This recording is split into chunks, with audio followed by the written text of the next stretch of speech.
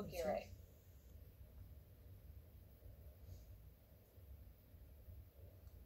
At 18 years, Mary met a man who promised her the universe. She fell for it, pregnancy, and boom, she realized the universe he promised was fake news. Mary was now pregnant and alone in a rural African village where having a child out of wedlock was unforgivable and the child unwelcome. She endured relentless abuse. She craved a new life. Contest share, virtual friends. I am Mary's child, the unwelcome one. At 21, Mary couldn't take it anymore. She fled to a distant village where she caught the eye of Raphael, a poor but ambitious man who defied rigid customs, married my mom. Mom got a new life. I didn't. The new village declared me a pre-existing condition. They called me Ekerentane, an unwished for child. Nothing can be more degrading than being the unwished for child. I was a helpless kid entangled by rigid customs in a vicious village with no redemption in sight. When I joined school, I poured my head, heart, and gut into books. I was desperately searching for redemption from rejection. At 13, I posted the best grades in the entire district and earned admission to my dream high school.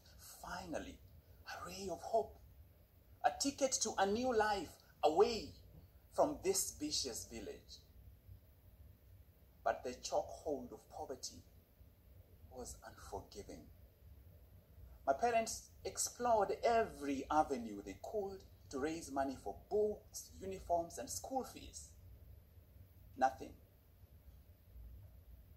Accepting that I couldn't join my dream high school was hard. It was my only hope. Was all the strife, sweat, and sacrifice in vain? I went from triumphant to despondent. In sheer desperation, my estranged biological father crossed my mind. I hear he has a big job, big salary, but maybe he doesn't care about me. But what if he could pluck me away from this pain, poverty, and powerlessness? And boom, a glimmer of hope rekindled. I rose with the darkness of dawn, trekked a meandering rural road until I boarded a squeaky rural taxi that crawled for centuries to the town where my biological father worked. Nobody ever spoke about him, but I knew where he was. It is 8 a.m. in the morning. People are streaming into the office, and I am babbling with weird excitement.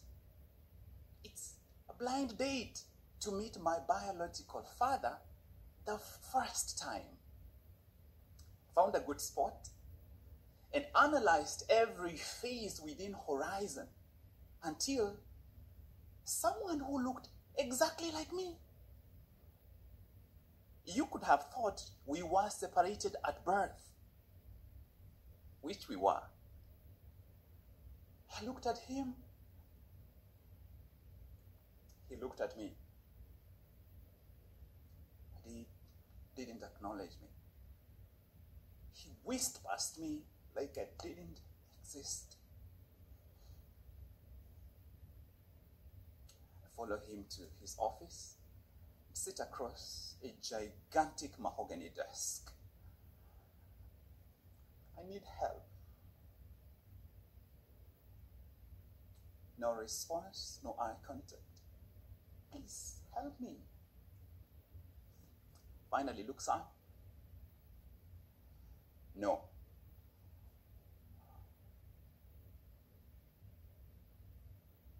That rejection really hurt. He stabbed me in the chest, yet I was already down. I returned to the village broken and cried myself to sleep for weeks. Finally, I realized I can't take this anymore. My mom embraced me, looked me in the eye. Job, your pain can distract you or instruct you. Your pain can distract you or instruct you. I needed those words. I counted on those words. I stopped craving a new life and started creating a new life. But creating a new life after a lifetime of rejection is hard. I wanted to give up, but the pain instructed me to go on anyway.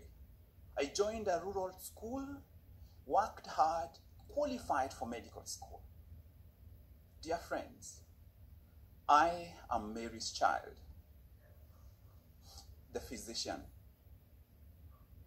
I have saved lives on 3 continents, authored books, and shook hands with dignitaries, including presidents of Toastmasters clubs.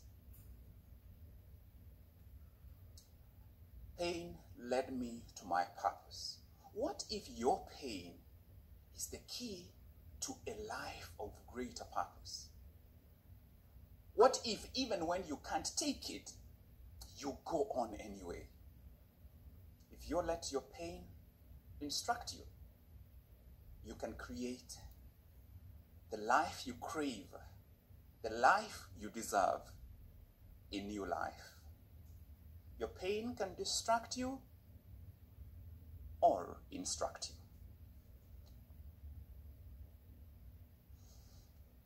Thank you, Mr. Mogire.